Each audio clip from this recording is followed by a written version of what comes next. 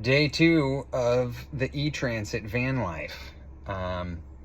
Today is a much more normal day. I drove 35 miles and I used 20 miles of estimated range. So this morning it said that I could do 93 miles at 90% charge, and I did 35 miles and it still says that I can do 73 more. So the difference is I went 35 actual miles and I used 20 miles of estimated range. So that's great. I have a little more stuff back here today. A little more stuff. A couple 100 pounds maybe.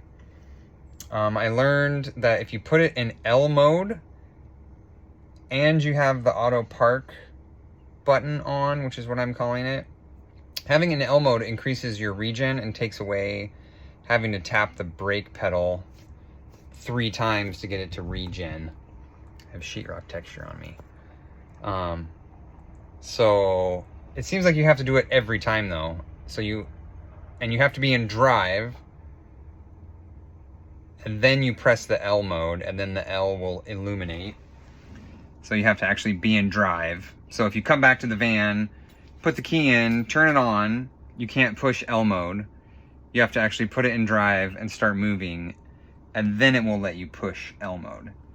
I think 4 times when I got in the van today, it remembered that I had the auto park on, but the 5th time after it's sitting at one place for a couple hours, it forgot that I had auto park on, so I had to push the auto park button back to on, and then start going, and then push the L mode again. So what that does is it takes away the whole you have to tap the brake 3 times thing to get it to regen. When auto park is on and L is on, the regen bar actually goes all the way 100% regen if you're going over 40 miles an hour. So if you're going 40 miles an hour and you just let go of the accelerator, the regen bar goes all the way to max and the van actually starts slowing down. As you slow down, like 30 miles an hour, it reduces regen to like, I would say like 70%.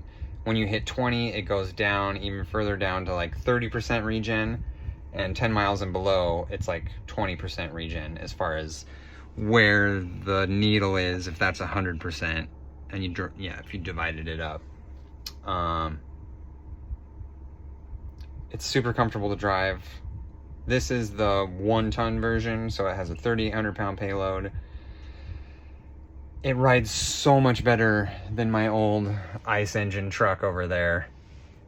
That rides like a brick shit house. You hit a bump in that thing, you'll knock your teeth out if you're trying to take a drink of something. You hit a bump in this, you feel it, but it's much more comfortable. No jarring. Like when you hit a speed bump, it's doing the parking brake thing again, which is weird because I heard it engage the parking brake when I got here because it sounds just like the Tesla. It's kind of like it sounds like a metal or like a electric device clamping down is the best way to describe it. So I thought the parking brake was already on. Yeah, I don't know. So that's a little disturbing, especially if you're standing. Earlier today I was standing next to it when it automatically did it. It's like, oh god, it's gonna blow up. It didn't blow up, but it's kind of loud and obnoxious outside. I noticed that when you get somewhere and you still have the key on, but you're fully stopped, if the HVAC is on. So I've had it, I guess that's another important caveat too, is I've had the HVAC at 72 degrees on auto low all day. Totally comfortable. Sure, it's a little warmer in here, but I have a nice cold breeze blowing on me, so it hasn't bothered me. I keep the window cracked just a little bit. I like fresh air. Yeah, so when you get to somewhere and the HVAC has been running, when you stop and you're parked and you're, checking your phone to see what you missed,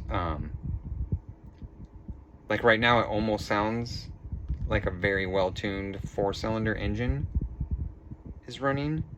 And earlier I could actually feel like a vibration in the seat behind me.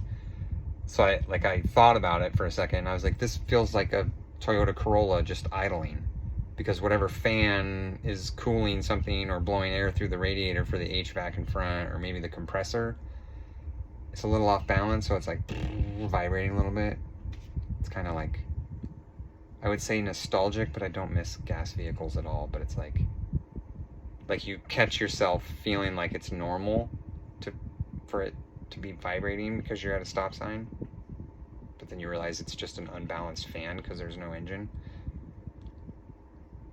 Seems like they could have done that better, but they have to have something break so they can still support their dealerships. In, out, back and forth, up and down, loading and unloading, driving. The driving experience is much better with the L on. And I think it still gives you 70% max power. So like I said in the last video, I thought it just made it slow, and I didn't realize, because of the combination of having the auto park on and the L mode on, I didn't realize that one or the other made the difference on the regen. So the auto park makes a difference on regen because it actually starts slowing down when you let off the brake. But then you have to tap it once to get it to slow down more, tap it again to get it to slow down even more. And by slow down, I mean use the regenerative function of the electric motor to recharge the batteries. And then I wasn't sure which one was actually doing it more, but having them both on is the first time I've ever seen it go to 100% regen. Before today, I thought they didn't have the ability to go to 100% regen. The other thing I noticed, what was it? I just noticed that you have to press the brake pedal past halfway to get the auto park to engage, which if you press the brake pedal just enough to stop, once you stop and if you let go of the brake pedal, it'll creep. But if you press it past halfway, you can actually hear a relay click very, very faintly, but you can hear it go click. And then when you let go of the brake pedal, it won't move until you hit the gas accelerator. And then I also noticed that if you're in L mode and auto brake is on and you're slowing down, but you're not slowing down fast enough because you haven't mastered the one pedal driving in the Ford Transit, E-Transit yet, the moment you actually hit the brake pedal to assist in the slowdown, the regen goes down. So that makes me believe that Ford's software isn't controlling the electric motor regenerative resistance. So when you hit the brake pedal, I think the brakes are actually still braking because the regen goes down. So if I haven't tried this, but if you're doing 40 and you mash on the brakes, I don't think you would regen it at all based on everything from my drive today. It would just use the actual brake pads. So like if you're pushing on the brake pedal, what you think is like, if you're giving it like half pressure, you can watch the regen meter dial go down 50%. And if you the harder you push on the brakes, the less regen you get. So that's something different too. I feel like in the Model Y, when you hit the brakes, it increases. No, I don't feel like it. I know it. Because the green bar, when you hit the brakes in the Model Y, the green bar goes all the way up. It's only if you really mash on the brakes that the green bar, it knows if you need to stop or if you just want to slow down faster. I don't feel like Ford has that figured out on the software side. Yeah. There's a bunch of quirks with the way that it does CarPlay and the display that we'll talk about in a coming video.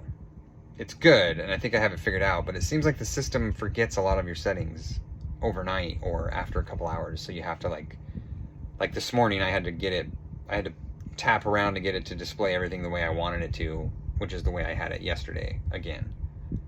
So that's quirky. It's not bad. It's not that whoa, big deal. I'm having to spend 20 seconds tapping a super high resolution, bright, wonderful big screen in the middle of my car. It sounds kind of dumb. It's not bad. It's just, you can see where there's still lots of room for improvement, and it'll really help the overall experience. Ford is definitely catering to people that are used to driving gas-powered cars, which I don't understand why.